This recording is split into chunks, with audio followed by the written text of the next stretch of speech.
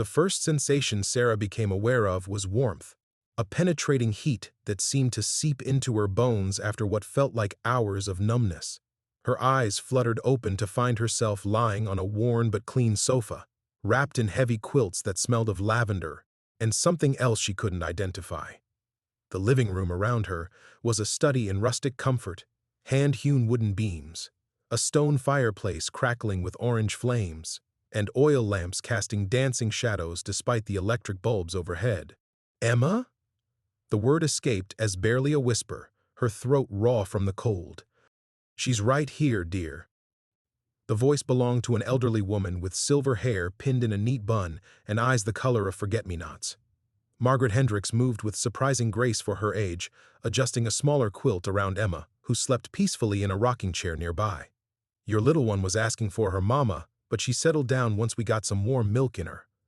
Sarah tried to sit up and immediately gasped as pain shot through her left shoulder. The medical training that had carried her through countless emergency shifts kicked in automatically. She cataloged the symptoms with clinical precision. Anterior dislocation, likely from the impact when their Honda had skidded off the rural highway and slammed into that Douglas fir.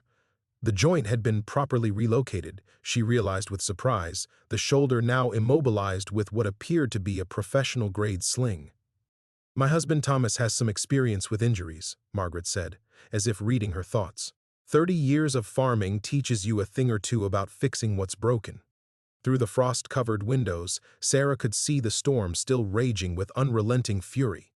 Snow pelted the glass in horizontal sheets, and somewhere in the distance she could hear the metallic groan of wind testing the farmhouse's resolve. They weren't going anywhere soon. "How long was I unconscious?" Sarah asked, accepting the steaming mug Margaret offered her. The coffee was perfect, strong enough to cut through her lingering hypothermia, but smooth enough not to burn her damaged throat. "About 4 hours. Thomas wanted to wake you sooner, but David insisted you needed the rest." Margaret settled into a wingback chair that looked like it had weathered decades of use. That boy has always been sensitive to what others need. As if summoned by his name, footsteps echoed from what Sarah assumed was the kitchen, followed by the low murmur of male voices. She caught fragments of their conversation, something about roads being impassable until the county plows could get through, which wouldn't happen until the storm broke. "Where are we exactly?" Sarah shifted carefully, testing her range of motion. Her shoulder protested but held. "About 15 miles north of Cut Bank. The Hendricks place has been in Thomas's family for 3 generations." Margaret's voice carried the particular pride of someone deeply rooted to their land. "We don't get many visitors, especially not in weather like this. You and Emma were blessed to find us." Sarah nodded, though something nagged at her, a detail that didn't quite fit. When they'd stumbled through the blizzard, the farmhouse lights had appeared suddenly, as if materializing from nothing. But she'd been half delirious with cold and exhaustion. Trauma could play tricks with memory. Emma stirred in the rocking chair, her dark hair falling across her face in the way that always made Sarah's heart clench with protectiveness. Her daughter had inherited her late father's Korean features, but Sarah's stubborn determination, a combination that had served Emma well during the past year of hiding bruises and making excuses for David Park's increasingly volatile behavior. "Mama?" Emma's voice was small but alert. "I'm here, baby." Sarah forced herself upright despite the pain, crossing to kneel beside the rocking chair. She pressed her palm to Emma's forehead. Normal temperature, no signs of frostbite or hypothermia. Whatever the Hendricks family lacked in medical credentials, they'd clearly known how to treat exposure. "The nice man showed me pictures," Emma said, rubbing her eyes. "Old pictures. There was one that looked just like me, Mama, but from the olden days." Margaret laughed, a sound like silver bells. Children and their imaginations. David was probably showing her some of our family albums. We have boxes of old photographs. Sarah felt that nagging sensation again, stronger this time. In the emergency department, she'd learned to trust her instincts about patients, the subtle signs that indicated something more serious than what appeared on the surface. The same instinct was whispering warnings now, though she couldn't identify why. The kitchen door swung open, and 2 men entered, One clearly Thomas, with his weathered face and farmer's build, and beside him someone who had to be David. Sarah's breath caught. David Hendricks appeared to be roughly her own age, perhaps in his late 30s, with kind eyes and gentle hands that moved with surprising precision as he helped his father arrange logs beside the fireplace.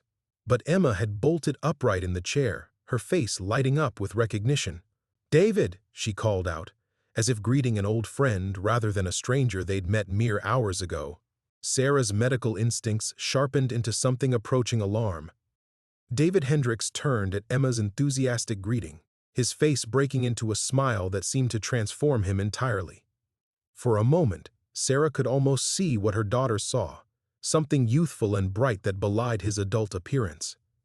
But the impression lasted only seconds before her physician's eye reasserted itself, cataloging details with clinical precision. "Hello there, little one," David said, crossing to Emma's chair with an easy familiarity that made Sarah's protective instincts flare. "Did you sleep well?" Emma nodded vigorously, then looked between David and her mother with an expression Sarah recognized, the careful assessment of a child who'd learned to read adult moods for signs of danger. It was a look no 6-year-old should master, yet Emma had become expert at it over the past year of living with David Park's unpredictable rages. "Mama, David knows about medicine too," Emma said, her voice carrying that particular note of excitement she reserved for discovering adults who took her seriously. "He knew exactly what to do when you were hurt." Sarah's gaze sharpened on David, noting details she'd missed in her initial assessment. His hands, though clean, bore the calluses expected of farm work, yet his fingernails were trimmed with surgical precision. When he moved, there was an economy of motion that spoke of someone accustomed to working in tight spaces under pressure, an emergency physician's efficiency rather than a farmer's measured pace. "I've had some training," David said modestly, though his eyes met Sarah's with understanding. "Enough to recognize a properly treated shoulder dislocation when I see one." "You relocated it?" Sarah asked, unconsciously testing her range of motion again. "Thomas did most of the work," David replied, but Margaret made a soft sound of disagreement. "Don't be modest, dear. David has always had healing hands." Margaret's voice carried the particular warmth reserved for a favored child. Even as a boy, injured animals would seek him out. The phrase struck Sarah oddly. Even as a boy. David appeared to be in his late 30s, hardly young enough for Margaret to speak of his childhood with such immediate familiarity, unless he'd never left the family farm. But something in his bearing suggested broader experience, the confidence of someone who'd moved through the world rather than remained sheltered in rural Montana. Thomas settled into a chair across from them, his weathered hands wrapped around a coffee mug that looked tiny in his grip. "Storm should break by tomorrow evening," he said, his voice carrying the authority of someone who'd spent decades reading prairie weather. "But the roads won't be passable for at least 2 days after that. We're happy to have the company." 2 days. The time frame should have felt like an imposition. Sarah had been driving toward her sister's house in Seattle, where she'd planned to disappear completely from David Park's reach. Instead, she felt an unexpected sense of relief. For the first time in months, Emma looked genuinely relaxed, her small body uncurled from the protective tension that had become her default posture. "We don't want to impose," Sarah said automatically, though part of her was already calculating the safety of delay. David Park would expect her to run immediately after their confrontation. He'd be watching airports and bus stations, calling her colleagues at Seattle General. He wouldn't think to look for her snowed in at a remote Montana farmhouse. "Nonsense," Margaret said firmly. "This old place gets lonely in winter. Having a child's laughter in these rooms again." She trailed off, glancing toward David with an expression Sarah couldn't quite interpret. Emma had slipped from her chair and was now examining a collection of carved wooden animals arranged on a side table. Her movements were careful, respectful, another learned behavior from living with David Park's explosive reactions to any perceived carelessness. But David Hendricks seemed to encourage her curiosity, kneeling beside her to point out details in the craftsmanship. "I made these when I was younger," he said, his voice taking on that same odd quality Margaret's had possessed, as if discussing memories from both yesterday and decades past. "You're really good," Emma said solemnly, cradling a carved owl with reverent hands. "My daddy used to make things, but he got angry when they didn't turn out right." Sarah felt her chest tighten. Emma rarely mentioned her stepfather directly, having learned that talking about David Park's behavior often made situations worse. The fact that she felt safe enough here to reference him, even obliquely, spoke to something in the Hendricks family's manner that put her at ease. David's expression darkened slightly, and for a moment, Sarah glimpsed something harder beneath his gentle exterior. "Some men don't know how to handle their own frustrations," he said quietly. "That doesn't make it right to frighten the people who depend on them." The words were spoken to Emma, but his eyes found Sarah's, and she realized he understood more than she'd revealed. Whether through Emma's innocent observations or his own keen perception, David had grasped the nature of their flight. Instead of alarm, she felt an unexpected surge of relief, the exhausting burden of maintaining pretense finally lifting from her shoulders. Outside, the blizzard continued its assault on the farmhouse, but inside, warmth and safety seemed to emanate from the very walls themselves. Sarah was about to respond when a sharp crack echoed through the farmhouse, not the familiar groan of wood settling or wind testing the shutters, but something altogether different. The sound seemed to come from directly overhead, followed by a series of smaller pops that made Margaret look up with sudden concern. "The antenna," Thomas muttered, rising from his chair with the practiced resignation of someone who'd weathered many prairie storms. Wind finally took her down. But as if to contradict him, the radio in the corner suddenly crackled to life, cutting through static with unusual clarity for such remote terrain. The voice that emerged was crisp, professional, a weather service bulletin that made everyone in the room freeze. "Emergency alert for Glacier County. The National Weather Service has upgraded this storm system to a ground blizzard warning. Sustained winds of 65 miles per hour with gusts exceeding 80%. Visibility near zero. All travel prohibited until further notice. This storm system shows no signs of movement and may persist for up to 7 days." 7 days. The number hung in the air like a physical presence. Sarah felt her carefully constructed timeline crumbling. David Park would have realized by now that she'd taken Emma and run. He'd be calling her hospital colleagues, checking with her friends, possibly even filing a missing persons report that would paint him as the concerned stepfather, rather than the man whose rage had finally escalated to the point where Sarah feared for their lives. 7 days, Emma repeated, but her voice carried wonder rather than worry. She looked up at David Hendricks with something approaching delight. "We get to stay for 7 whole days?" David's response was gentle, but Sarah caught something in his expression, a flicker of satisfaction that seemed disproportionate to simple hospitality. "If that's what the storm decides," he said softly. The radio continued its mechanical recitation of warnings, but underneath the official language, Sarah heard something that made her medical training snap to attention. Road closures weren't just recommended, they were absolute. No emergency vehicles were attempting rescue operations, no contact with the outside world until the system moved on. They were completely isolated. "The phone lines went down about an hour before you arrived," Margaret said, as if reading Sarah's thoughts. "Sometimes happens in storms like this.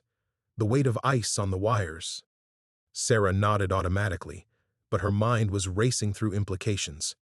No phone meant no way to contact her sister in Seattle, no way to let anyone know where they were, but it also meant David Park couldn't trace them, couldn't use his connections in law enforcement to track her movements. For the first time since fleeing their Seattle apartment, she and Emma were truly invisible. "Mama?" Emma had moved closer, picking up on the subtle tension that always preceded Sarah's difficult decisions. "Are you worried about the storm?" "No, baby," Sarah said, though her eyes remained fixed on the 3 Hendricks family members. Margaret had returned to her knitting with practiced calm, but Thomas kept glancing toward the windows with an expression Sarah couldn't quite read. And David was watching her with the kind of careful attention she'd seen in colleagues who were waiting for a patient to reveal the real reason for their visit. The carved owl was still in Emma's hands, and in the lamplight, Sarah noticed something she'd missed before. The craftsmanship was extraordinary, too extraordinary for a simple hobby. The feather detail was so precise it seemed almost alive, and the eyes held a depth that suggested someone with formal training, possibly years of study. She looked more carefully at the other carvings arranged on the table and felt that familiar medical instinct whisper warnings. Each piece was perfect. Not good, not skilled, perfect. The kind of perfection that came from decades of practice or natural talent so profound it bordered on the impossible. "David," she said slowly, "how long have you been carving?" His hands stilled on the piece he'd been examining. For just a moment, something flickered across his face, surprise perhaps, or the careful consideration of someone choosing their words with unusual precision. "A long time," he said finally, "since I was very young." But Margaret looked up from her knitting, with that same expression Sarah had noticed earlier, the look of someone discussing memories that existed in multiple time frames simultaneously. "David has always been gifted," Margaret said. "Some talents run in families, passed down through generations." The phrasing struck Sarah as odd. Not that David had inherited artistic ability, but that talents were passed down through generations of the Hendricks family, as if the gift moved from person to person rather than developing naturally. Outside, the storm seemed to intensify, pressing against the windows with renewed fury. But inside the farmhouse, Sarah faced a choice that had nothing to do with weather and everything to do with trust. 7 days with strangers who seemed to understand her situation with impossible clarity, who possessed skills that didn't match their simple farmer personas, and who made Emma feel safer than she had in months. 7 days to decide whether salvation sometimes came with a price she wasn't ready to calculate. Sarah set down her coffee mug with deliberate care, watching the dark liquid settle as she struggled to organize thoughts that seemed to scatter like startled birds. 7 days. The number echoed in her mind with the weight of a diagnosis she wasn't prepared to accept. "I should try to get us out of here sooner," she said, though even as the words left her mouth, she knew how foolish they sounded. "Maybe when the wind dies down." "Mama, no." Emma's voice cut through her rationalization with startling firmness. Her daughter looked up from the carved owl, dark eyes wide with something Sarah recognized as fear, not of the storm but of leaving. "Please, can't we stay? They're nice here. Nobody yells." The simple statement hit Sarah like a physical blow. Nobody yells. Such a basic expectation for a child, yet Emma spoke it like a precious gift. Sarah's chest tightened as she watched her daughter clutch the wooden owl protectively, the same way she'd learned to hold her favorite stuffed rabbit when David Park's voice began to rise. "Of course we can stay while it's dangerous to travel," Sarah said carefully, aware that 3 pairs of eyes were watching her navigate this moment. "But Emma, we can't impose on the Hendricks family indefinitely." "It's no imposition," Margaret said, her knitting needles clicking in a rhythm that somehow seemed too precise, too measured. "We enjoy the company. Don't we, David?" David Hendricks was examining another carving, a deer so lifelike Sarah could almost see it breathing. His hands moved over the wood with the same careful precision she'd noted when he'd checked her shoulder earlier. Medical precision. The observation lodged in her mind like a splinter. "Of course," he said, but his attention remained focused on the carving. "Though I imagine Dr. Chen has people expecting her. Family, colleagues. They'll be worried when she doesn't arrive." The title stopped Sarah cold. She'd been introduced simply as Sarah. She was certain of it. In her panicked state the night before, she'd given only her first name. Her medical bag was in the car, buried under snow. Her identification was in her purse, which she'd clutched throughout their trek to the farmhouse, but she couldn't remember anyone examining its contents. "I'm sorry," she said slowly. "Did I mention that I'm a doctor?" David's hands stilled on the carving. The silence stretched long enough that Sarah's medical instincts began cataloging signs of deception, the careful consideration, the glance toward his parents, the measured way he set down the wooden deer. "You must have," he said finally. "Last night, when we were treating your injuries, pain medication can make people talkative." Margaret nodded sagely. "You were quite concerned about Emma. Kept saying you knew what to look for with hypothermia. that your training would help you recognize the signs. It was plausible. Sarah had vague memories of fighting consciousness as they'd worked on her shoulder, fragments of conversation that could have included medical observations. But something about their certainty bothered her, the way they spoke as if reciting rehearsed lines rather than recalling natural conversation. "What kind of doctor are you?" Thomas asked from his chair by the window, though his tone suggested he already knew the answer. "Emergency medicine," Sarah replied automatically, then caught herself. Why was she explaining herself to these strangers? Why did their approval suddenly feel so important? Because Emma was laughing. Her daughter had discovered a set of carved woodland animals arranged in what appeared to be a miniature forest scene, complete with tiny trees and a stream carved from blue-tinted wood.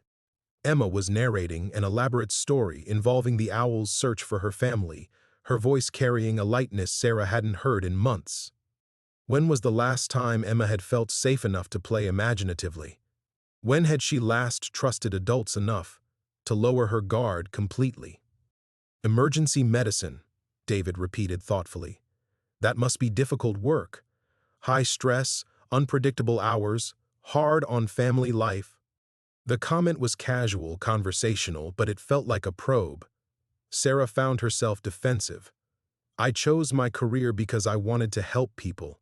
"Of course," Margaret said gently, "though sometimes helping others can come at a cost to ourselves and those we love." The observation was too accurate, too specifically aimed at Sarah's current situation. She felt exposed, as if these strangers could see directly into the guilt that had been eating at her for months. How many times had she worked late shifts to avoid going home to David Park's increasingly volatile moods? How often had she convinced herself that her demanding schedule was protecting Emma by keeping them away from potential confrontations? "I'm a good mother," Sarah said, though no one had suggested otherwise. "We can see that," David said softly, glancing toward Emma. "Your daughter feels very secure with you. That kind of trust doesn't develop overnight." But even as he spoke kindly words, Sarah noticed his eyes scanning her with clinical assessment. Looking for signs of what? Injury? Deception? Fear?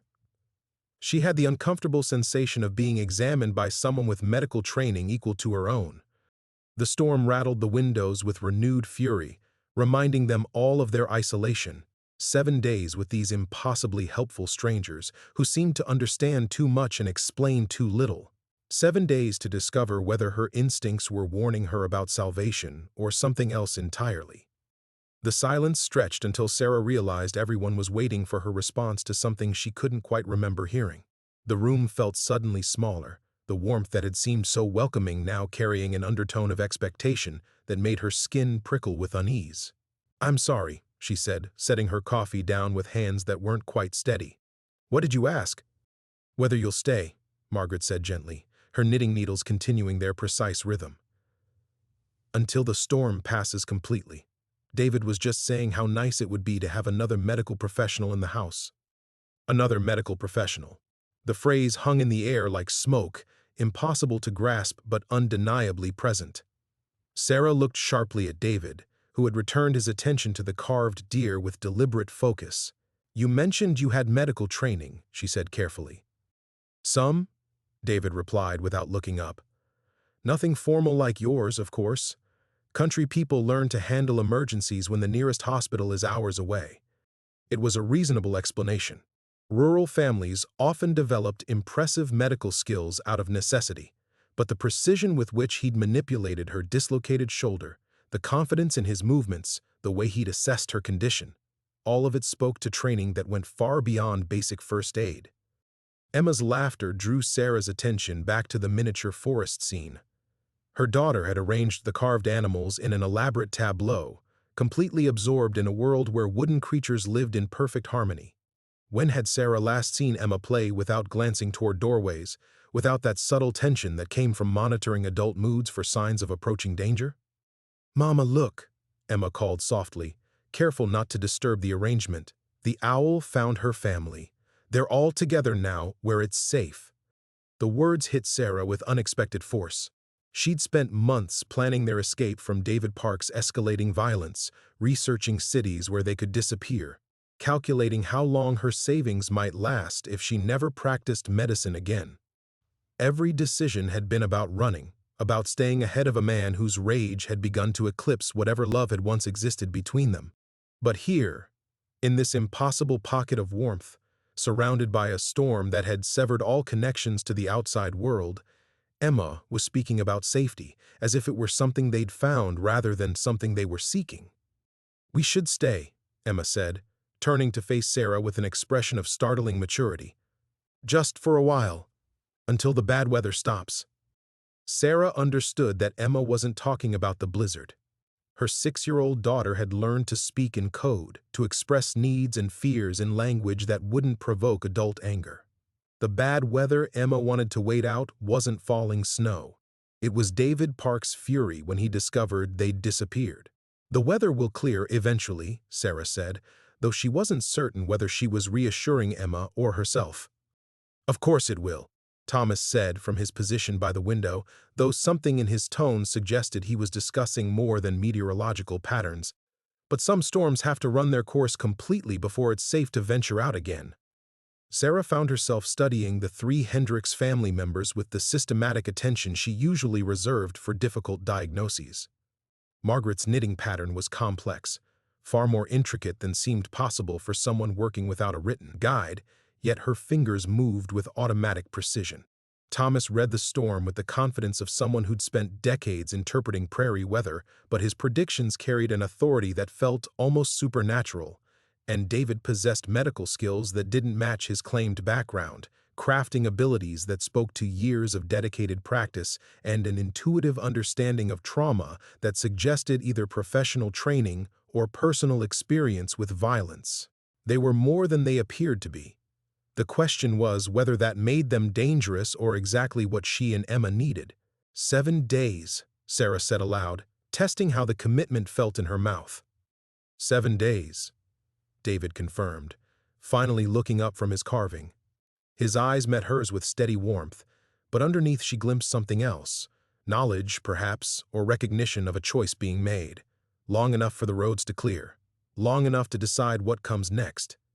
Outside, the blizzard howled with renewed intensity, but Sarah felt something inside herself settling into stillness. For months, every decision had been about immediate survival. Getting through David Park's next episode, protecting Emma from witnessing another explosion, planning their eventual escape. But the Hendricks farmhouse existed outside that timeline of fear, offering something she'd almost forgotten was possible, the luxury of not having to decide everything at once. "All right," she said, and felt the weight of running lift from her shoulders. "We'll stay until it's safe to travel." Emma's smile was radiant. But it was the subtle relaxation in David's posture that Sarah noticed most, as if her decision had confirmed something he'd been waiting to hear, as if their arrival had been expected all along. The morning brought challenges Sarah hadn't anticipated. She woke to find Emma's fever had broken, but her daughter clung to her with unusual intensity, whispering fears about the man finding us that made Sarah's chest tighten with familiar dread.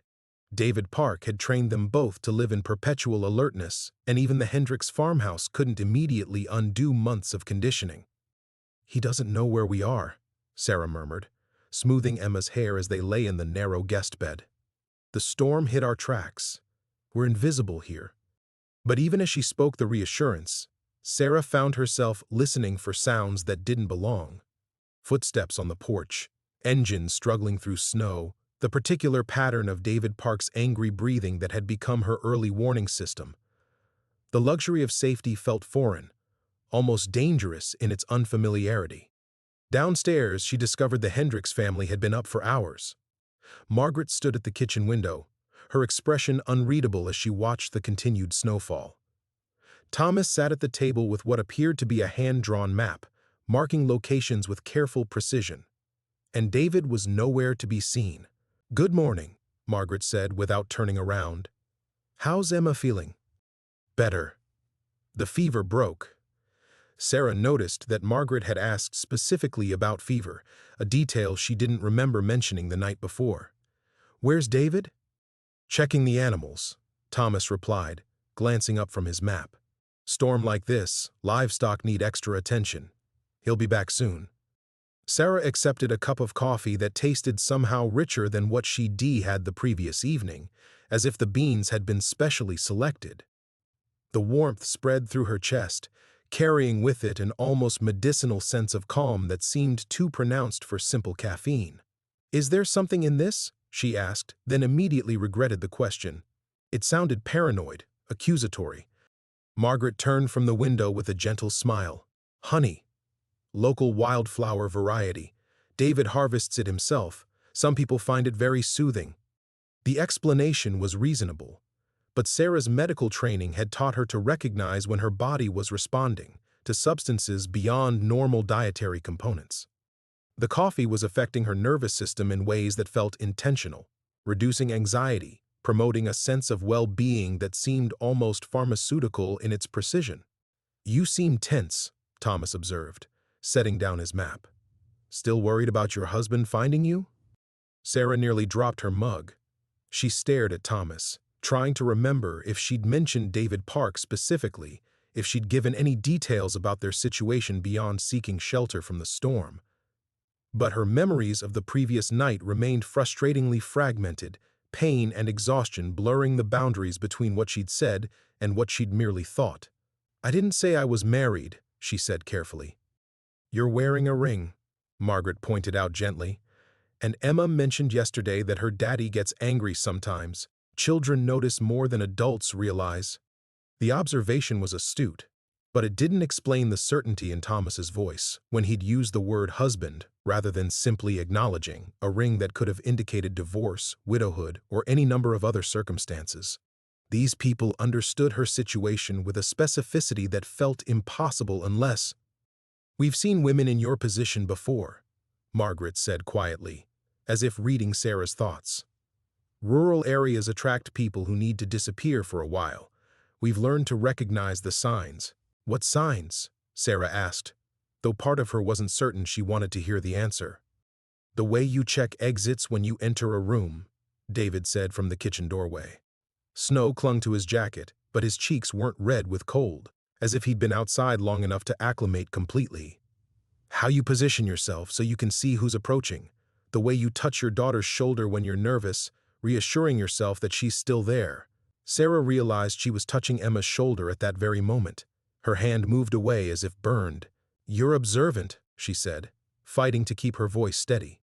"We have to be," David replied, hanging his jacket on a peg that seemed to have been positioned specifically for that purpose. "Living this far from town, you learn to read people quickly, know who you can trust and who might bring trouble."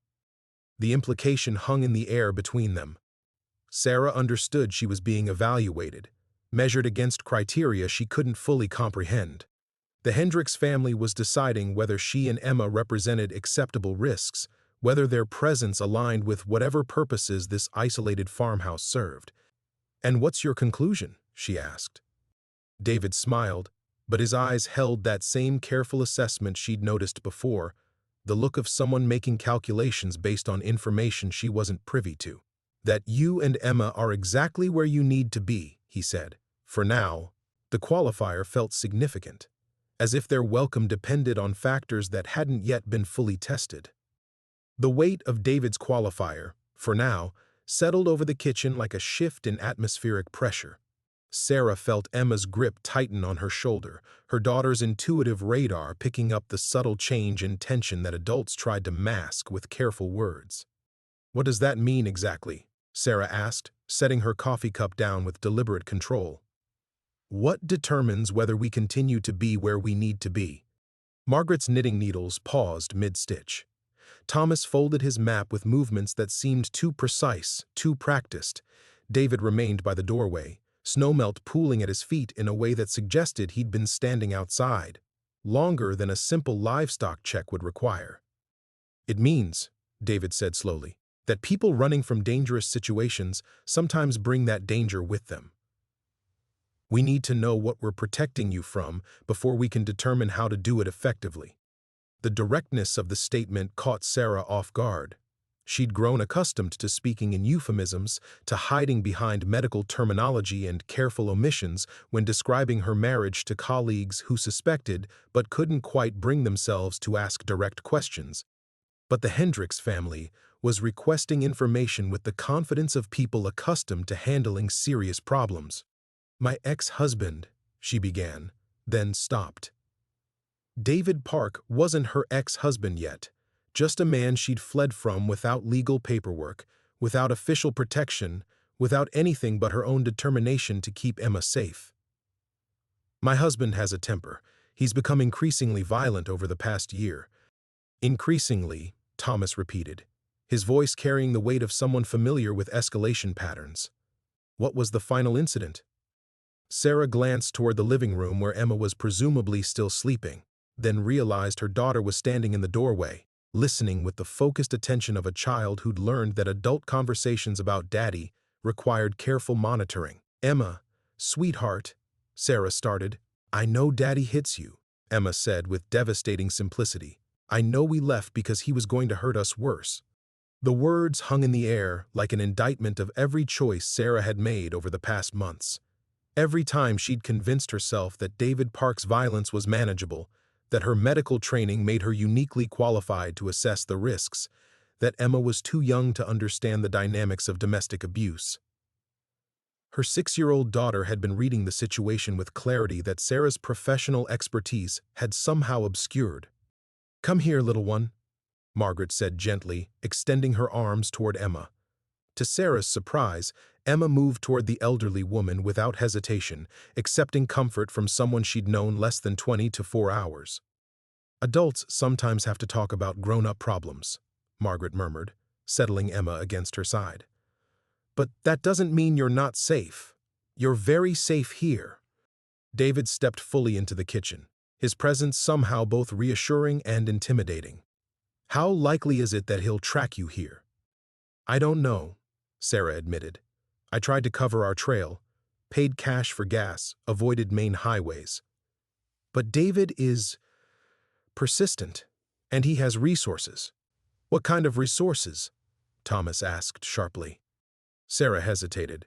Explaining David Park's position required revealing details about her own life that she'd hoped to keep private.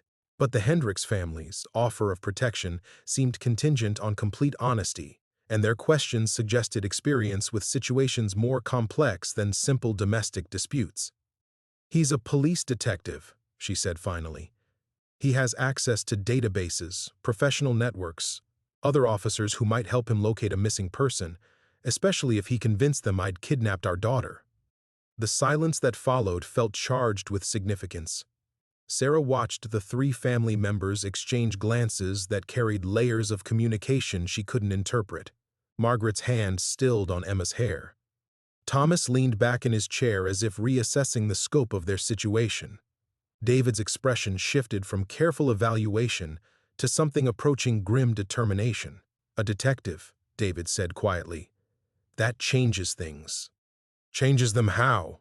Sarah demanded, suddenly afraid that their honesty would result in immediate eviction into the storm. "Look, if having us here puts you at risk—" "Dr. Chen," Thomas interrupted, his voice carrying an authority that made her stop mid-sentence. "You misunderstand our concern. We're not worried about the risk to ourselves. We're calculating what level of protection you're going to need."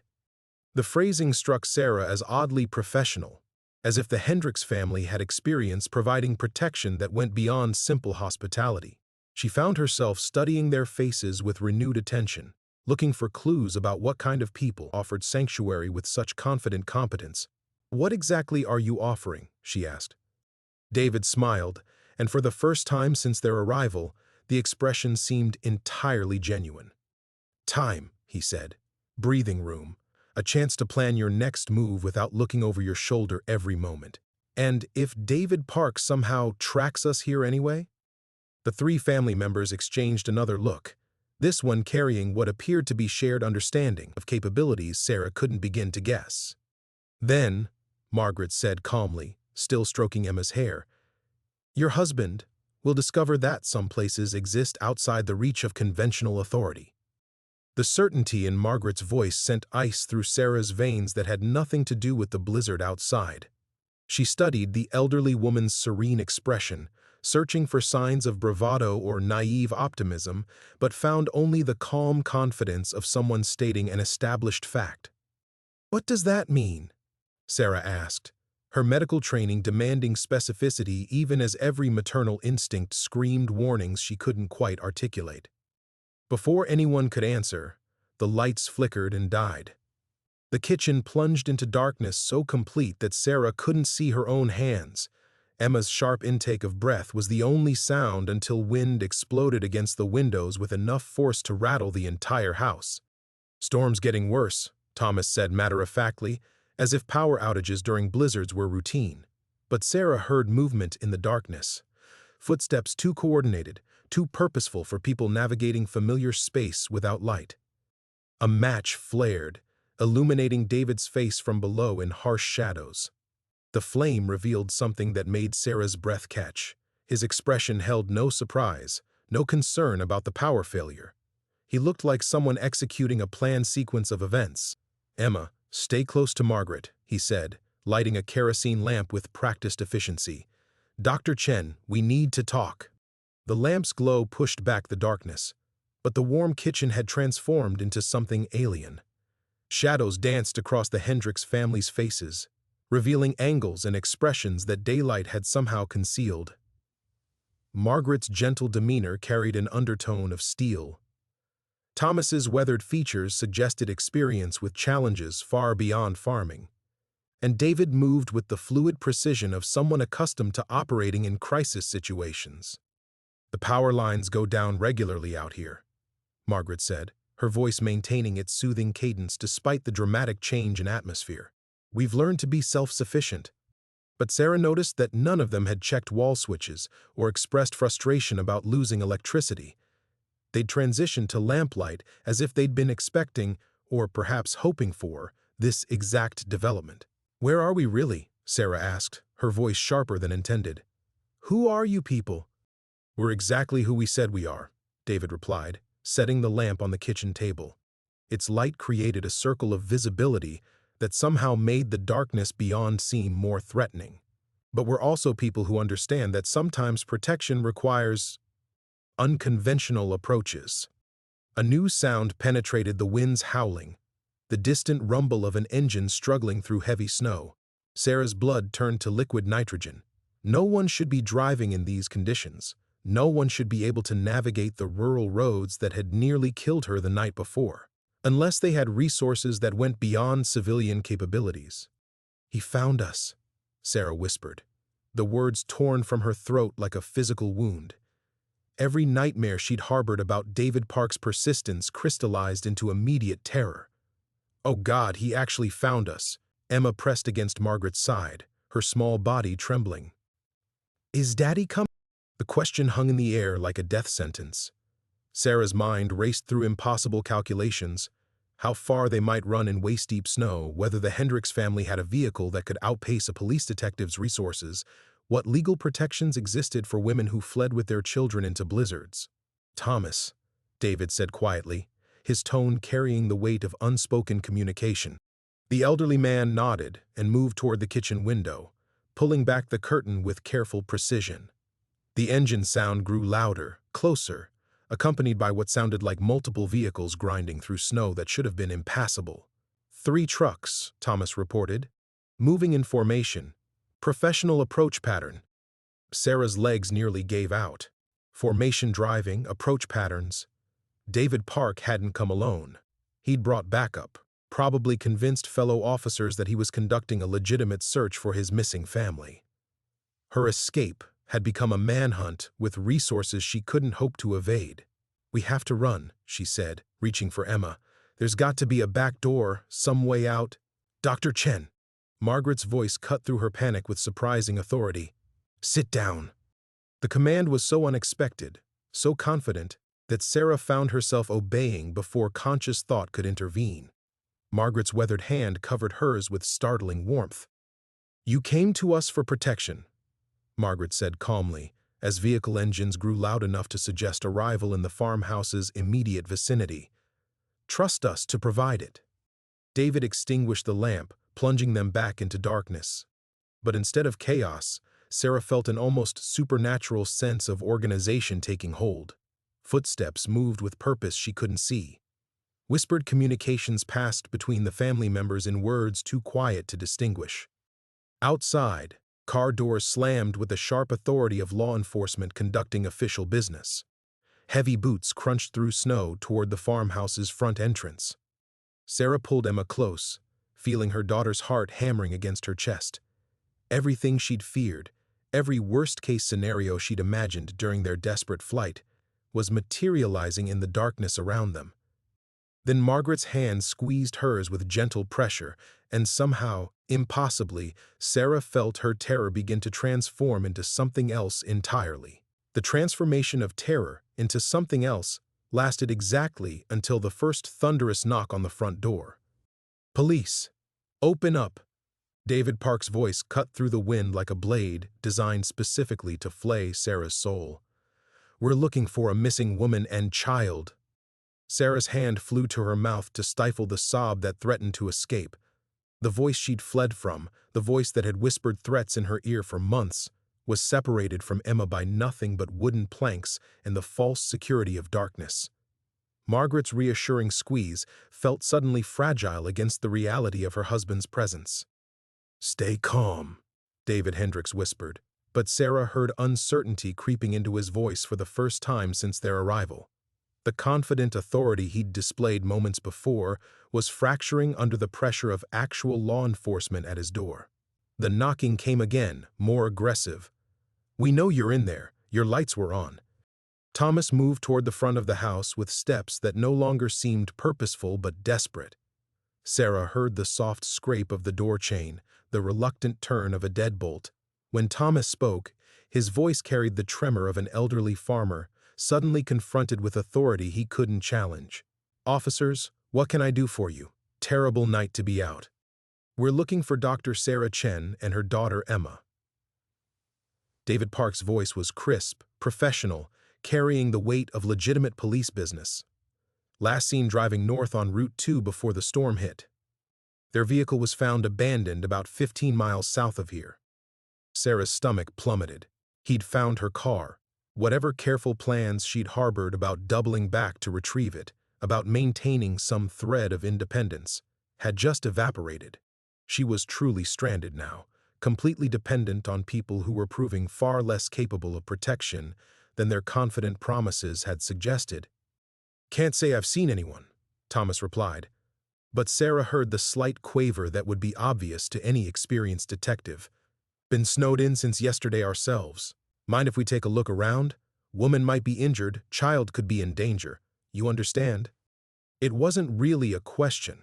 Sarah recognized the tone from David Park's descriptions of his work, the polite phrasing that masked non-negotiable authority. Thomas couldn't refuse without appearing suspicious, and everyone in the kitchen knew it. Of course, come in out of the cold. Footsteps entered the house, multiple sets of boots stomping snow onto floors. Sarah heard David Park's voice directing his companions with quiet efficiency. "Johnson, check the bedrooms upstairs. Martinez, take the basement. I'll handle down here." In the darkness of the kitchen, Emma began to whimper, soft, terrified sounds that would carry through the walls like beacon signals if they grew any louder. Sarah pressed her daughter's face against her shoulder, desperately trying to muffle the sounds while her own breathing threatened to spiral into hyperventilation. "The kitchen's through here," Thomas was saying, his voice growing closer. "Though, I should mention, we lost power a few minutes ago."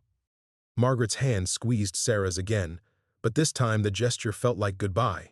The supernatural confidence she displayed was crumbling into the desperate improvisation of people realizing they'd overestimated their own capabilities. David Hendricks moved in the darkness, but his movements now seemed frantic rather than purposeful. "Dr. Chen?" David Park's voice was closer now, just beyond the kitchen doorway. "If you're here, please come out. I'm not going to hurt you. I'm worried about you and Emma." The words were perfectly calibrated, the concerned husband act that David Park had perfected for public consumption.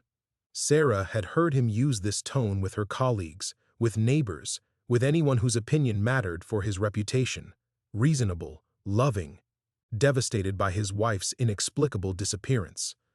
But underneath the performance, Sarah heard something else, the edge of possessive fury that she'd learned to recognize in the moments before violence erupted.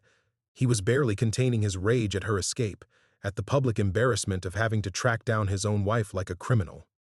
Light suddenly blazed through the kitchen doorway, a flashlight beam that swept across the room like a searchlight. Sarah pressed herself deeper into the corner behind the table, pulling Emma with her, but she knew it was useless. The space was too small, the hiding places too obvious. The beam found them within seconds. "There you are," David Park said, his voice dropping the professional tone entirely. In the harsh glare of the flashlight, his face appeared in the doorway like a mask of controlled fury. "Do you have any idea how worried I've been?" Sarah felt Emma's entire body go rigid with terror. Her daughter had been through this before, the moment when Daddy's public voice shifted into the tone that meant violence was coming. "David, please," Sarah began, but her husband's hand was already moving toward his service weapon. "Step away from my family," he told the Hendricks family with deadly quiet. "Now." The command hung in the air like a death sentence, but something extraordinary happened in the moments that followed.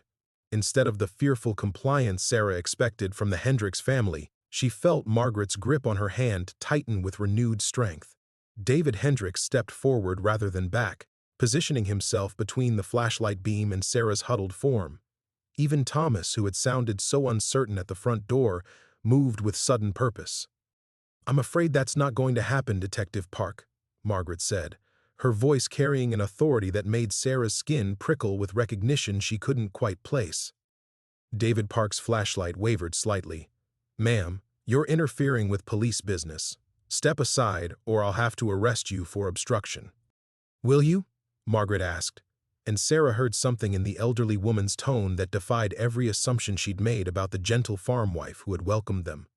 "Show me your warrant, detective. Show me your jurisdiction in Glacier County. Show me any legal authority that extends to this particular property."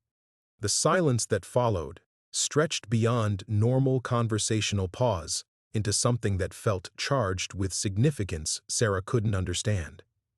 David Park's flashlight beam remained steady, but she could see his face in its reflected glow, and his expression had shifted from controlled fury to something approaching confusion. "I don't need a warrant for a welfare check," he said, but uncertainty had crept into his voice. "Missing persons, potential endangerment of a minor—" "Missing from where?" David Hendricks interrupted, his tone sharp with challenge. "Dr. Chen isn't missing, detective. She's exactly where she chose to be." Sarah felt the ground of reality shifting beneath her understanding. The Hendricks family wasn't cowering before police authority. They were confronting it with confidence that suggested resources or knowledge she couldn't begin to fathom. But more unsettling was the change in her husband's demeanor. David Park, who had never shown uncertainty in any confrontation she'd witnessed, seemed genuinely unsettled by their responses. "Sarah," David Park said, directing the flashlight beam toward her again. "Tell these people you want to come home. Tell them you and Emma belong with me." The words were phrased as commands disguised as requests, the manipulation tactics Sarah had endured for months. But something about hearing them in this context, surrounded by people who had just challenged her husband's authority with inexplicable confidence, made their hollowness suddenly, devastatingly clear. "No," Sarah said, the word emerging from her throat with strength that surprised her. "We don't belong with you. We never did." David Park's face transformed in the flashlight's glow, the mask of professional concern dissolving into naked rage. "You're my wife. Emma is my daughter. You don't get to make this decision." "Actually," Margaret said conversationally, "she does. And she has." "Who the hell do you think you are?" David Park snarled, his hand moving definitively toward his weapon. That was when Sarah saw something that shattered her understanding of everything that had happened since their arrival. In the split second before David Park's gun cleared its holster, David Hendricks moved with speed that shouldn't have been humanly possible. Not the careful urgency of someone reacting to crisis, but fluid, inhuman velocity that covered the distance between them faster than Sarah's eyes could track. The gun never made it into David Park's hand. Sarah blinked, certain the stress and darkness were creating hallucinations, but David Hendricks was standing beside her husband, holding the service weapon with casual ease while David Park stared at his empty holster in complete bewilderment. "How?" David Park began. "The storm affects more than just power lines out here," Thomas said mildly from somewhere in the darkness. "Sometimes it affects other things. Memory, for instance, sense of direction. The ability to find places that don't particularly want to be found." Sarah's mind reeled, grasping for rational explanations that refused to materialize. The speed of David Hendricks' movement, the strange confidence all three family members displayed when confronting armed police officers, Margaret's cryptic comments about places existing outside conventional authority. None of it aligned with any understanding of reality her medical training could accommodate. "You drugged us," David Park accused, but his voice carried more confusion than conviction. "You drugged the whole search team." "Did we?" Margaret asked gently. "Johnson and Martinez. Are they still upstairs, Detective? Still searching the bedrooms and basement?" David Park turned toward the hallway, calling out to his companions. His voice echoed through the house, unanswered. The silence that followed felt vast, impossible. 3 police officers had entered the farmhouse minutes before. Now there was only David Park, staring into darkness that seemed to have swallowed his backup entirely. And in that moment of profound disorientation, Sarah understood that her assumptions about the Hendricks family, about the farmhouse, about the very nature of their sanctuary, had been as naive as her long-held belief that her marriage could somehow be survived rather than escaped. She was no longer certain what they had found in the blizzard, but she was finally certain of what she was willing to sacrifice to keep it. The profound silence that followed David Park's unanswered calls stretched until it became something tangible, a presence that filled the farmhouse like water flooding a sinking ship. Sarah watched her husband's face cycle through confusion, disbelief, and finally a dawning terror that she had never seen him display, not in all their years of marriage, not even during the worst moments when his violence had left her bloodied and broken. For the first time in her adult life, David Park looked powerless. "Where are they?" he whispered, his voice stripped of all authority. The professional detective who had commanded respect and fear had been reduced to something small and lost. "Where are Johnson and Martinez?" Margaret stepped forward, her elderly frame somehow radiating more presence than the armed police officer who towered over her. "They're exactly where they need to be, Detective. Just as Dr. Chen and Emma are exactly where they need to be." Sarah felt something fundamental shifting inside her chest. Not the familiar flutter of panic she'd carried for months, but something warmer, stronger. The impossible events unfolding around her defied every rational explanation her medical training could provide, yet they were creating space for a possibility she had never dared imagine. Complete freedom from David Park's reach. "This isn't possible," David Park said, backing toward the kitchen doorway. But his retreat struck the wall of darkness that had somehow replaced the hallway he'd entered through. The flashlight beam revealed nothing but black space that seemed to absorb light, rather than reflect it. "Possibility is a flexible concept," Thomas said, with the gentle patience of someone explaining simple facts to a confused child, "especially in places where conventional rules don't quite apply." Emma stirred against Sarah's chest, lifting her head to peer around with curiosity rather than terror. The change in her daughter's demeanor was perhaps the most remarkable transformation of all. The perpetual tension that had defined Emma's existence in their home had dissolved into something approaching wonder. "Mama," Emma whispered, "the scary feeling is gone." Sarah understood exactly what her daughter meant. The invisible pressure that had suffocated their lives, the constant awareness of David Park's potential for violence, the careful monitoring of his moods, the exhausting vigilance required for basic survival, had simply vanished. Not because the threat had been contained, but because they had somehow stepped outside its reach entirely. David Hendricks set the confiscated service weapon on the kitchen counter with deliberate care. "Detective Park, you have a choice to make. You can continue trying to understand what's happening here, or you can accept that some situations exist beyond your training and experience. You can't just... People don't just disappear, David Park protested, but his voice carried the hollow quality of someone whose certainty was crumbling with each passing moment. There are procedures, protocols, missing officers, federal investigations. Are you missing, Detective? Margaret asked with genuine curiosity. Right now, in this moment, do you feel lost?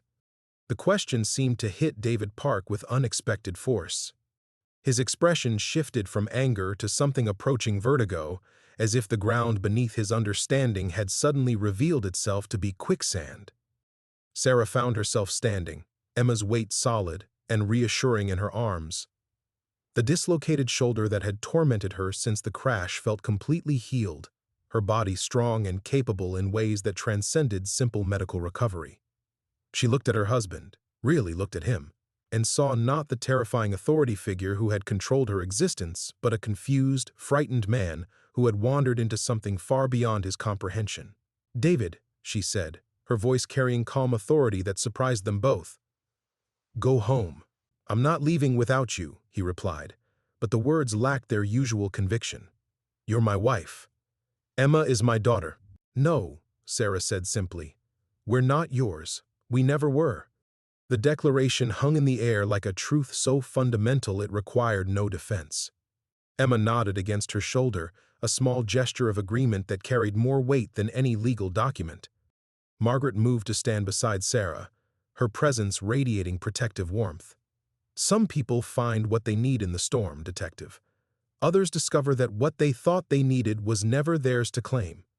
David Park stared at them for a long moment, his face cycling through emotions Sarah had never seen him express: loss, recognition, and something that might have been relief.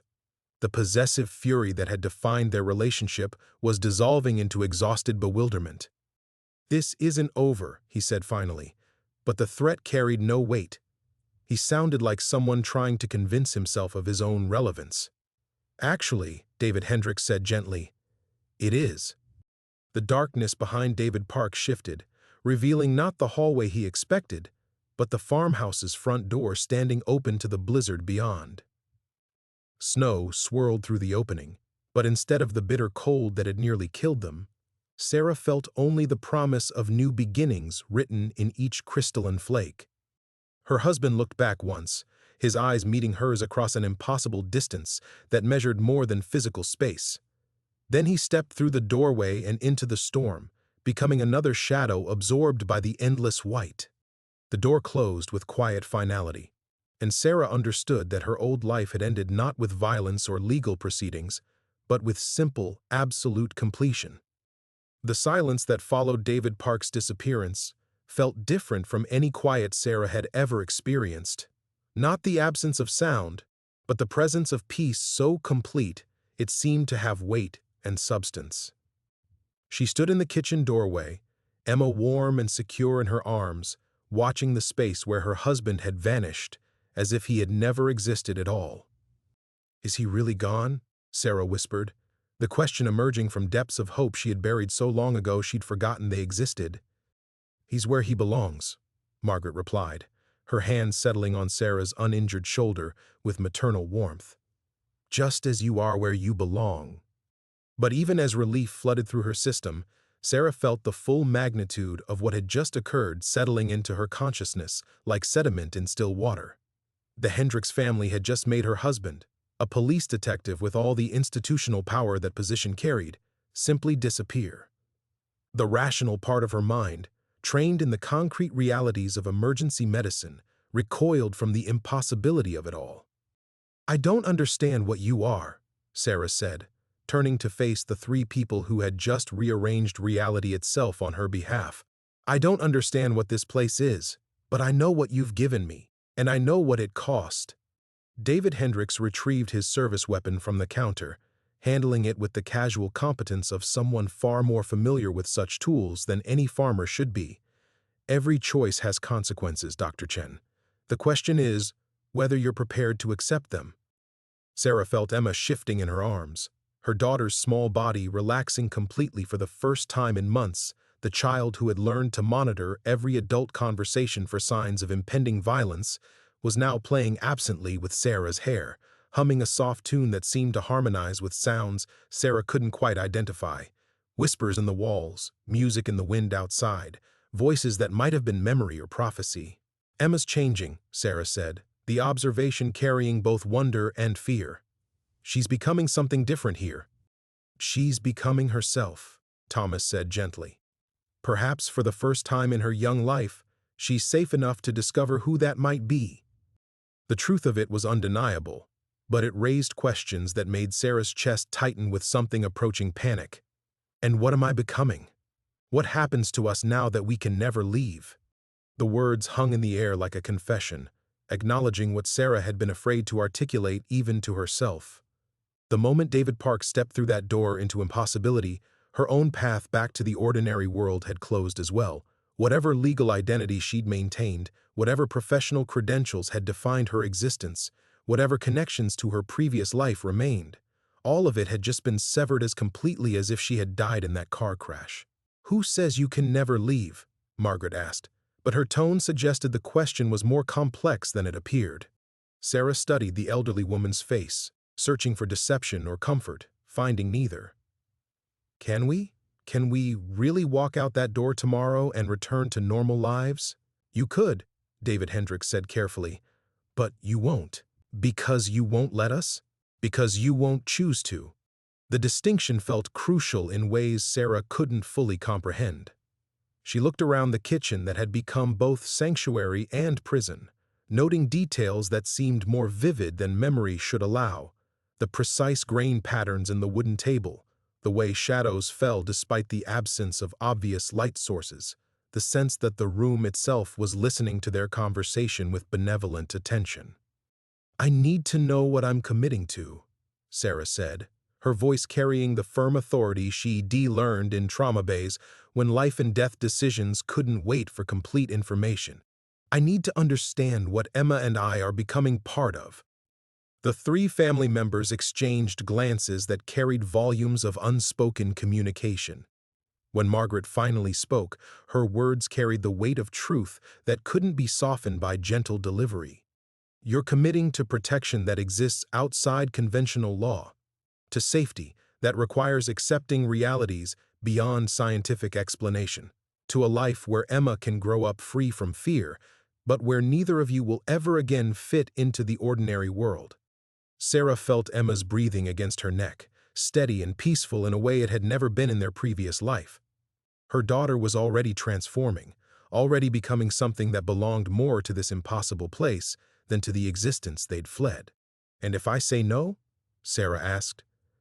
"If I decide the price is too high?" "Then you'll find yourselves back on that snowy road," Thomas said quietly, "with nowhere left to run and David Park waiting with all the patience of inevitability." The choice crystallized in Sarah's mind with medical precision: accept transformation into something beyond her understanding, or return to a world where her husband's violence waited like infection in an untreated wound. She looked at Emma, then at the three faces watching her with expressions of infinite patience and inexplicable love. "Then we stay," Sarah whispered. "Whatever the cost, we stay." The farmhouse seemed to exhale around them, walls settling into configurations that felt permanent as promises. The moment Sarah spoke her commitment aloud, the farmhouse transformed around them in ways that defied every law of physics she had memorized in medical school. The walls didn't move.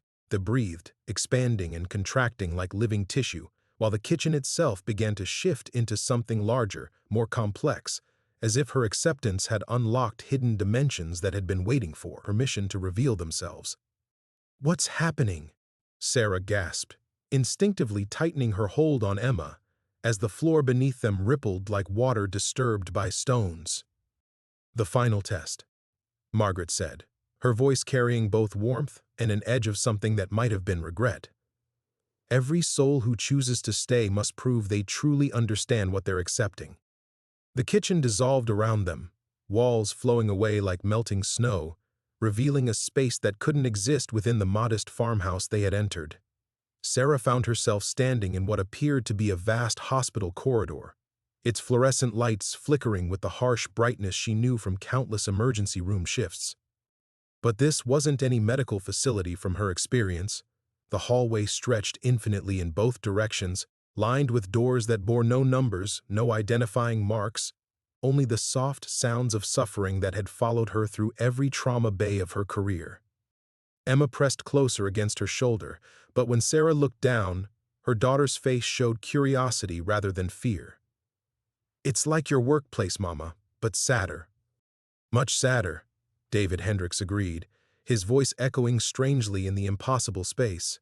When Sarah turned toward him, she saw he was no longer wearing the simple farmer's clothing that had initially defined him. Instead, he stood in surgical scrubs that were both pristine and somehow ancient, as if they had witnessed countless procedures across decades or centuries. "This is what we do, Dr. Chen," Thomas said, materializing beside them dressed in similar attire. "This is what we've always done. We find the broken ones, the lost ones, the ones who fall through the cracks of ordinary healing, and we give them what they need." Sarah felt her medical training asserting itself despite the impossibility of their surroundings. "But I'm not broken. Emma isn't broken. We were just running from someone who was breaking you both," Margaret interrupted gently. She appeared at the far end of the corridor, wheeling a gurney that moved without sound across floors that seemed to be made of condensed starlight. Piece by piece, day by day, until there would have been nothing left to save. The gurney reached them, and Sarah's breath caught in her throat. The figure lying motionless on its surface was herself, but a version trapped in the trajectory she had fled. This other Sarah bore the accumulated damage of years under David Park's control, bones that had healed incorrectly from repeated breaks, scars that told stories of escalating violence, and most devastating of all, eyes that held no light whatsoever. "This is who you would have become," David Hendricks said, his hand resting lightly on the gurney's rail. "This is what we prevented when we opened our door to you in the storm." Sarah stared at her own potential destruction, seeing with clinical detachment the precise ways domestic violence would have ultimately destroyed her body and spirit. But Emma's small hand touched her cheek, drawing her attention back to the present moment. "That's not you, Mama," Emma said with the absolute certainty that only children possess. "That's the scared person you used to be." The truth of it hit Sarah with more force than any physical blow David Park had ever delivered. She had been dying long before the blizzard, had been disappearing by degrees until only the shell of professional competence remained. The Hendricks family hadn't just offered sanctuary, they had performed a resurrection she hadn't even realized she needed. "What do you want from us?" Sarah asked, her voice steady despite the magnitude of everything she was processing. "What's the price for this kind of salvation?" "The same thing we've given you," Margaret replied, covering the motionless figure with a sheet that seemed to absorb it completely, leaving only empty space where Sarah's potential destruction had been displayed. "Help us save others." The infinite corridor began to shift again, doors opening to reveal glimpses of other lives in crisis. A teenage boy hiding bruises that spoke of parental rage, an elderly woman whose family had abandoned her to die alone, a young mother whose addiction had cost her everything she had once held dear. Each doorway framed a different story of human suffering, but all carried the same desperate need for intervention that existed outside conventional systems of help. "This is what we offer," Thomas said, as the hospital environment dissolved back into the familiar warmth of their kitchen. "Purpose that transcends personal healing. The chance to become part of something that truly matters." Sarah felt the weight of choice settling on her shoulders like a mantle of authority she had never asked for, but somehow always been preparing to wear. Emma's steady breathing against her neck reminded her that this decision would shape not only her own future, but her daughter's understanding of what it meant to have power in the world. Around them, the farmhouse waited with infinite patience for her answer. The silence stretched between them like a bridge Sarah could either cross or burn. She felt Emma's small body completely relaxed against her for the first time in years, no longer the hypervigilant child who monitored every adult conversation for signs of danger. The transformation in her daughter was undeniable and terrifying. "I need to know," Sarah said, her voice carrying the authority she'd learned in trauma bays where hesitation killed patience. I need to understand exactly what you're asking us to become. David Hendricks stepped closer, and in the kitchen's impossible light, Sarah saw his true face for the first time. The weathered farmer's features remained, but beneath them was something ageless, something that had witnessed more suffering and healing than any mortal lifetime could contain. You would become what we are, he said simply. Guardians who exist in the spaces between ordinary help and desperate need. Healers who can reach the unreachable. And Emma? Sarah's grip tightened protectively around her daughter. She's 6 years old. She deserves a normal childhood, friends her own age, a chance to discover who she is without being shaped by trauma, Margaret interrupted gently. Yes, she does deserve that. But look at her, Dr. Chen. Really look. Sarah glanced down at Emma, who was watching the conversation with an expression far too knowing for her age. Her daughter's eyes held depths that hadn't been there days ago, an understanding that transcended the fear-based, hypermaturity domestic violence had forced upon her. I can see the hurt people, Mama, Emma whispered, her small hand touching Sarah's face. The ones hiding in the doors. They need us. The words sent ice through Sarah's veins. Emma, what doors? Without answering, Emma pointed toward the kitchen wall, and Sarah's breath caught. Where solid wood and plaster should have been, she now saw translucent barriers revealing glimpses of other spaces. A hospital room where a woman lay dying alone, an apartment where a child cowered in a closet while violence erupted outside, a bridge where a teenager stood contemplating a final step into darkness. This is our deepest fear, Thomas said, his voice heavy with something that might have been grief. That in saving ourselves we become complicit in the suffering of others we could help. Sarah's medical training warred with maternal instinct. She had taken an oath to do no harm, to heal where possible, to ease suffering wherever she encountered it. But she had also sworn to protect Emma above all else. You're asking me to risk my daughter's safety for strangers. We're asking you to understand that safety built on the suffering of others isn't really safety at all, Margaret replied. It's just another kind of prison. The kitchen around them began to shift again, walls becoming transparent, revealing the vast network of pain and need that stretched beyond their sanctuary. Sarah saw herself reflected in countless variations: women fleeing violence, children hiding from abuse, people trapped in cycles of destruction they couldn't break alone. What happened to choice? Sarah demanded, anger flaring as she recognized the manipulation. What happened to our freedom to leave? You always have that choice, David Hendricks said, but his voice carried infinite sadness. But you also have the choice to become part of the solution, rather than simply another story of successful escape. Emma shifted in Sarah's arms, her 6-year-old body suddenly feeling heavier, more substantial. When her daughter looked up, her eyes held wisdom that no child should possess. Mama, remember when you used to cry in the bathroom because you thought I couldn't hear? Emma's voice carried the gentle authority of someone far older than her years. You used to whisper that you wanted to help people, but Daddy wouldn't let you take the job at the shelter clinic. The memory hit Sarah like a physical blow. She had indeed dreamed of working with domestic violence survivors, had imagined using her medical skills to heal more than just physical injuries. David Park had forbidden it, claiming such work was dangerous, but she had known the truth. He couldn't risk her developing connections with people who might help her recognize her own situation. You see? Margaret's voice was gentle but implacable. The desire to heal, to protect, to stand between suffering and the innocent, it was always inside you. We're not asking you to become something foreign to your nature. We're asking you to become fully yourself. The transparent walls solidified back into normal kitchen surfaces, but Sarah could still sense the vast network of need beyond them, calling to something deep in her professional soul. Emma nestled closer, no longer the traumatized child who had entered this house, but somehow still completely herself. And if I say no?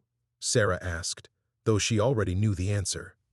Then you leave, Thomas said simply, and spend the rest of your life knowing that every person you could have helped will face their darkness alone. Sarah closed her eyes, feeling the weight of infinite responsibility settling onto her shoulders like surgical scrubs she had been born to wear. When she opened them again, her voice was steady with terrible certainty. "Then we'll help them." The farmhouse exhaled around them, and Sarah understood she had just chosen to become something beyond human. The moment the words left her lips, Sarah felt something fundamental shift inside her. Not just acceptance, but transformation.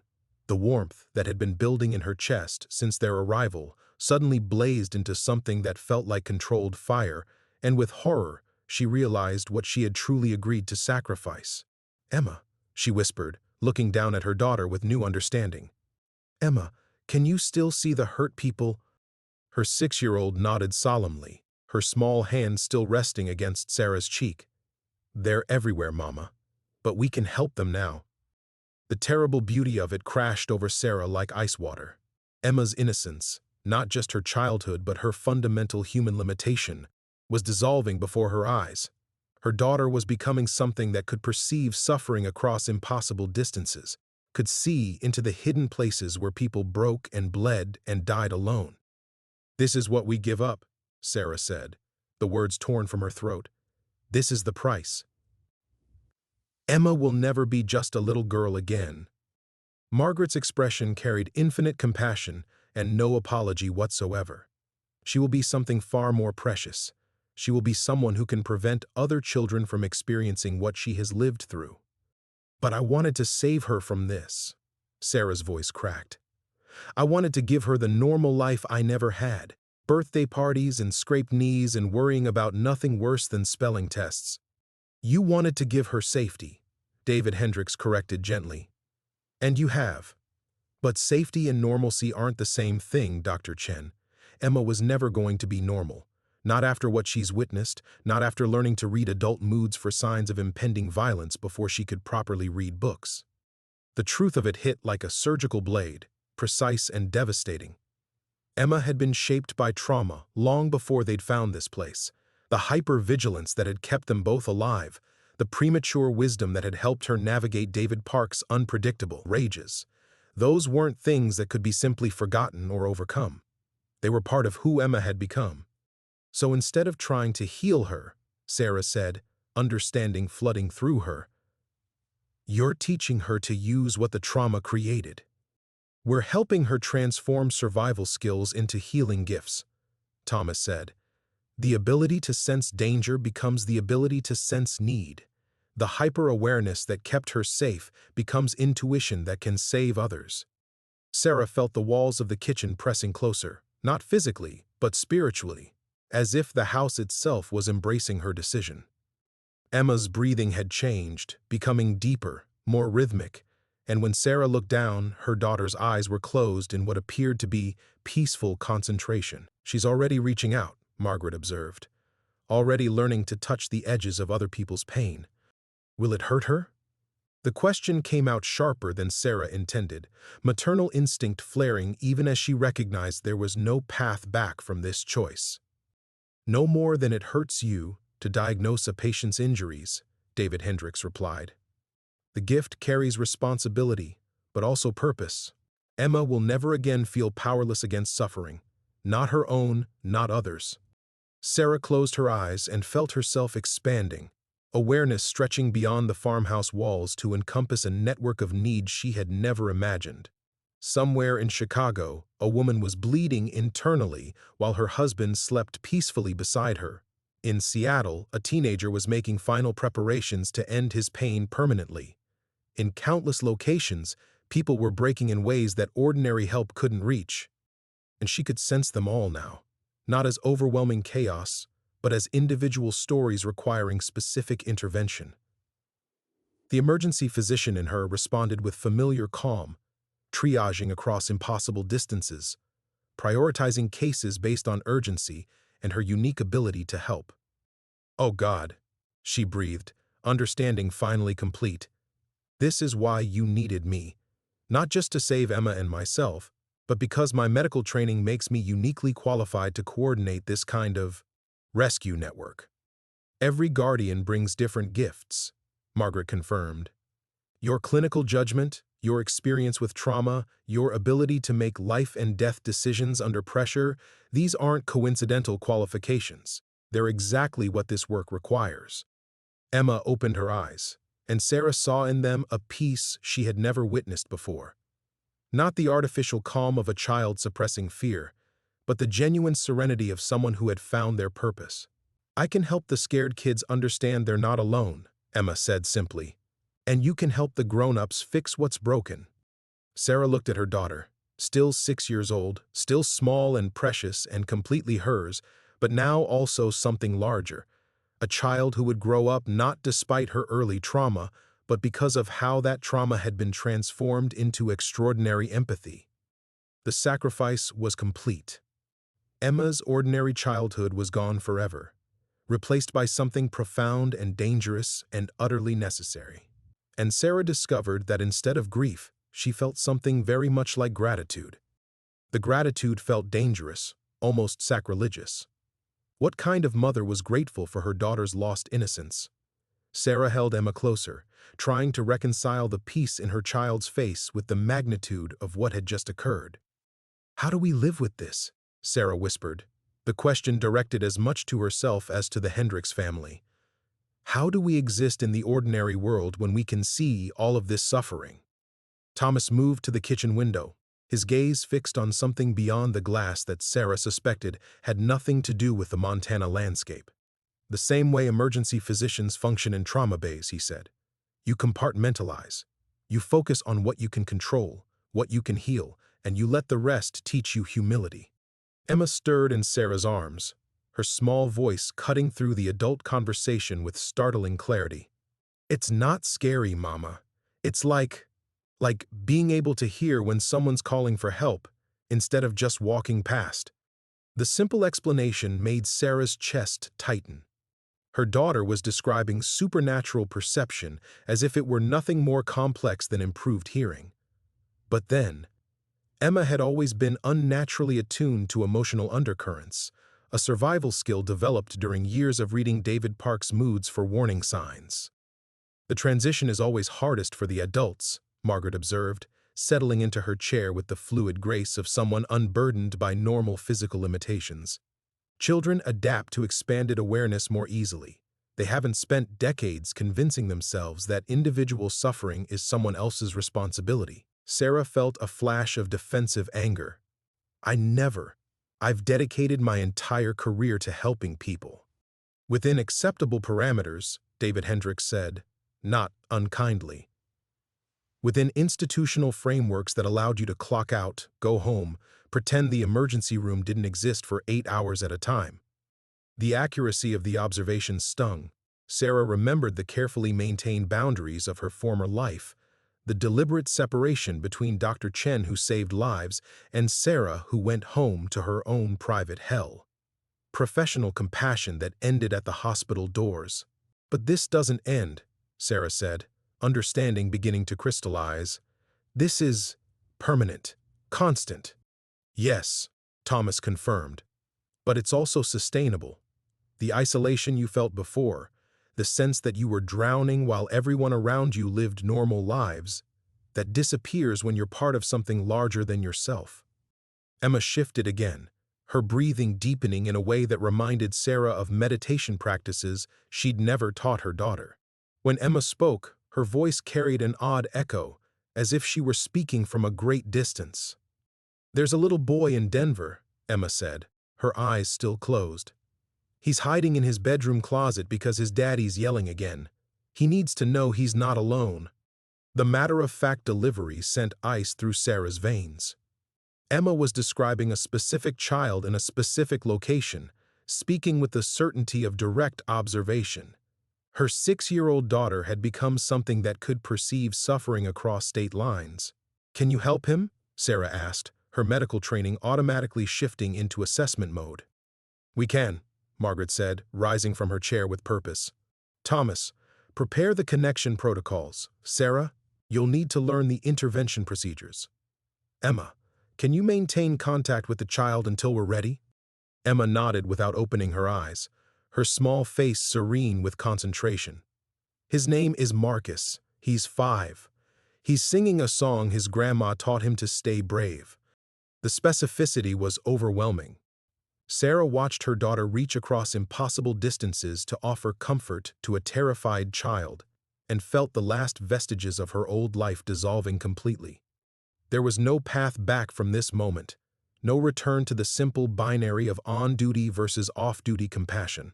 "What do I do?" Sarah asked, surprising herself with how naturally she fell into the familiar rhythm of emergency response. "You learn," David Hendricks said, moving toward what Sarah had assumed was a pantry door. When he opened it, she glimpsed not shelves of preserved food, but banks of equipment that looked like a cross between medical monitoring devices and something from science fiction. "You adapt. You become what you were always meant to be." Emma's eyes opened, and she looked directly at Sarah with an expression of such profound love and trust that it nearly broke her heart. "It's going to be okay, Mama," Emma said with the absolute certainty of a child who had found her purpose. "We're going to help so many people, and no one will ever hurt us again." The promise carried weight that had nothing to do with physical protection.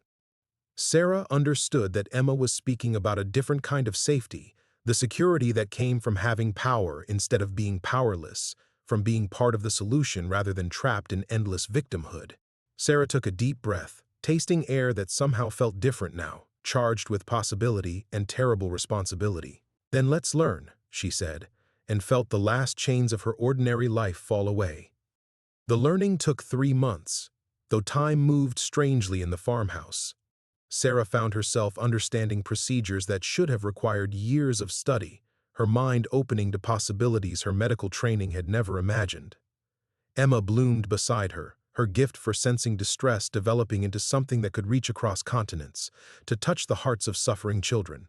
When the spring thaw finally came, Sarah knew it was time. "We have to go back," she announced one morning as they sat around the kitchen table. "Not to stay, but to close the loop." Margaret nodded, as if she'd been expecting this. To face David Park. The name still had power to tighten Sarah's chest, but not with the paralyzing fear she'd once carried. The woman who had fled into the blizzard was gone, replaced by someone who understood that her ex-husband's violence stemmed from his own powerlessness, and that she was no longer powerless herself. "He'll still be looking for us," Sarah said, "and there are others like him, others who think they own the people they claim to love." Emma looked up from her drawing, a picture that showed stick figures holding hands across what appeared to be vast distances. "We can help them too, can't we, Mama? The scared people who don't know how to leave yet?" The "we" in Emma's question no longer surprised Sarah. Her daughter wasn't just offering to help. She was stating her role in a mission that extended far beyond their personal escape. David Hendricks leaned forward, his ageless face serious. "You understand that returning means exposure? That once you begin operating openly, there's no hiding what you've become?" Sarah considered this. The woman who had crashed her car in the blizzard had been running from visibility, terrified of being found. But she had learned something in these months of training. True safety didn't come from hiding. It came from being too powerful to be safely threatened. "Let him find us," Sarah said, and meant it. The confrontation happened in the parking lot of Mercy General, where Sarah had returned to formally resign her position. She felt David Park's presence before she saw him, a familiar knot of rage and desperation that her expanded awareness read as clearly as a heartbeat monitor. Emma sat in the car, her 6-year-old face calm as she monitored what she now called the hurt map, her constant awareness of people in crisis. She could sense her father's approach too, Sarah realized, but without fear. Sarah David Park materialized between 2 ambulances, looking exactly as she remembered, handsome, charming, dangerous. But something was different in how she saw him now. Where once his presence had filled her vision, now she could see through him to the small, frightened boy who had learned to use violence because he'd never learned to use words. "Hello, David." Sarah turned to face him fully, no longer needing to calculate escape routes or position herself near witnesses. "How did you find us? You think you can just disappear?" His voice carried the familiar edge of controlled fury. Take my daughter and vanish like I don't have rights? Your rights ended when you put your hands on her, Sarah said simply. He stepped closer, and Sarah felt rather than saw him reaching for the weapon she knew he carried. But Emma's voice drifted from the car, clear and carrying further than it should have been able to. Daddy, Emma said, her tone holding infinite compassion, you're so scared. David Park froze, his hand halfway to his jacket. His eyes found Emma through the car window, and Sarah watched something crack in his expression. You hurt us because you hurt inside, Emma continued, climbing out of the car despite Sarah's gesture for her to stay. But we don't have to be scared of each other anymore. Emma, get back, David started, but his voice broke on their daughter's name. It's okay, Daddy. Emma approached without hesitation, her small hand reaching toward a man who had terrorized her for years. We can help you stop hurting, too. You don't have to be angry all the time. Sarah watched her ex-husband crumble as Emma's gift touched him.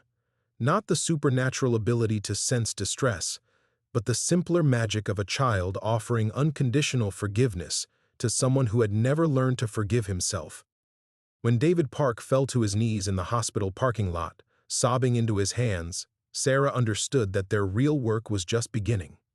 They drove away from Chicago 3 hours later. David Park enrolled in a treatment program that Sarah had helped him find. Emma dozed in the passenger seat, exhausted by her first major intervention. Where to now? Sarah asked, though she already knew the answer. Emma opened her eyes and pointed west, toward the highway that would take them back to Montana. Home first, she said. Then everywhere else. Sarah smiled and pressed the accelerator, carrying them toward their transformed life. The new beginning. The farmhouse appeared through the windshield like a mirage resolving into reality, its warm lights unchanged despite the months that had passed. Sarah pulled into the familiar dirt driveway, feeling the profound sense of completion that came with returning to a place that had fundamentally altered who she was. Emma was awake now, her face bright with anticipation. They're waiting for us, she said, though Sarah could see no figures in the windows. And they're proud. The Hendricks family emerged as they climbed from the car, their timeless faces wearing expressions of welcome that felt like benediction. But something was different now.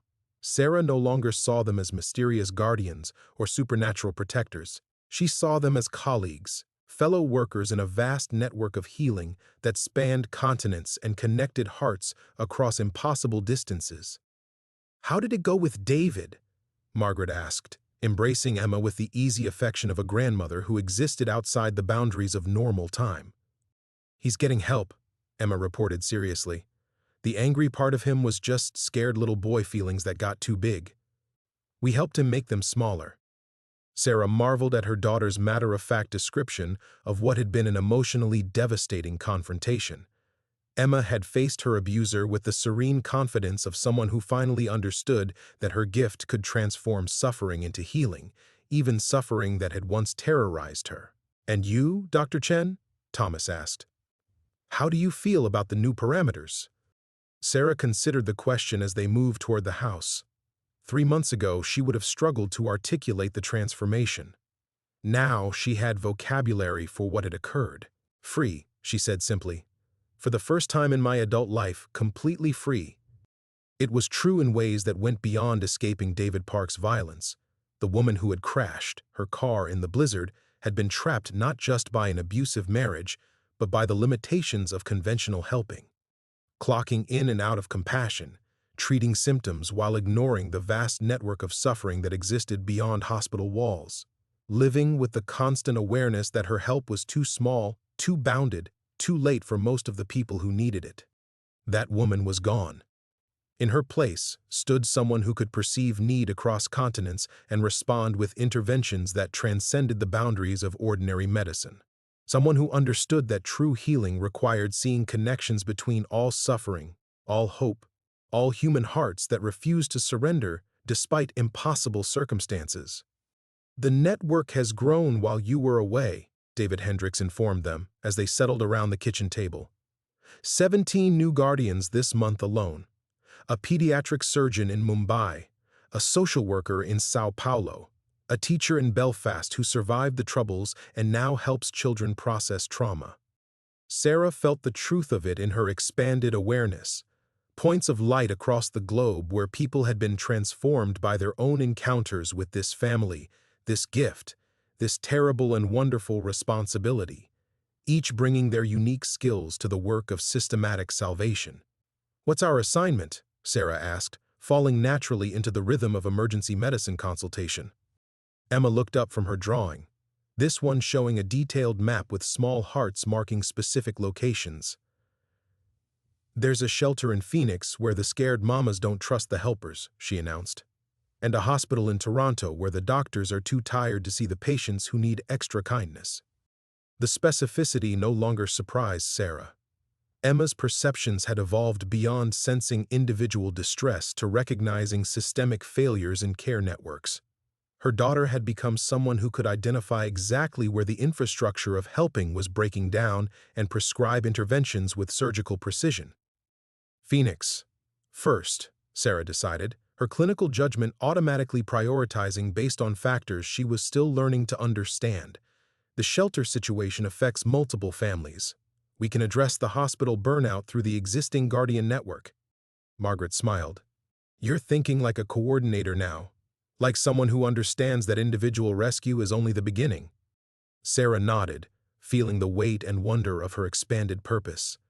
She had spent years saving lives one patient at a time, never imagining that healing could operate on this scale, that it was possible to treat entire communities, entire systems of care, entire networks of need. Emma yawned, exhausted by the day's emotional labor, but radiant with the satisfaction of meaningful work. "Can we go home for a little bit first?" she asked. "I want to draw pictures for the scared kids in Phoenix, so they know we're coming." Home. Sarah looked around the farmhouse kitchen, understanding that this was no longer a temporary refuge, but their true base of operations. The place where they recharged between missions, planned interventions, and remembered that the work of healing began with allowing themselves to be healed. "Yes," Sarah said, lifting Emma onto her lap. "We're home." Outside, snow began to fall again, but gently this time, like blessing rather than blizzard. Through the window, Sarah could see their car covered in the white crystals, the same car that had carried them from terror toward transformation. Tomorrow they would load it again and drive toward Phoenix, toward the next intervention, toward people who didn't yet know that help was coming. But tonight, they were exactly where they belonged. Together. Safe. Transformed. Home.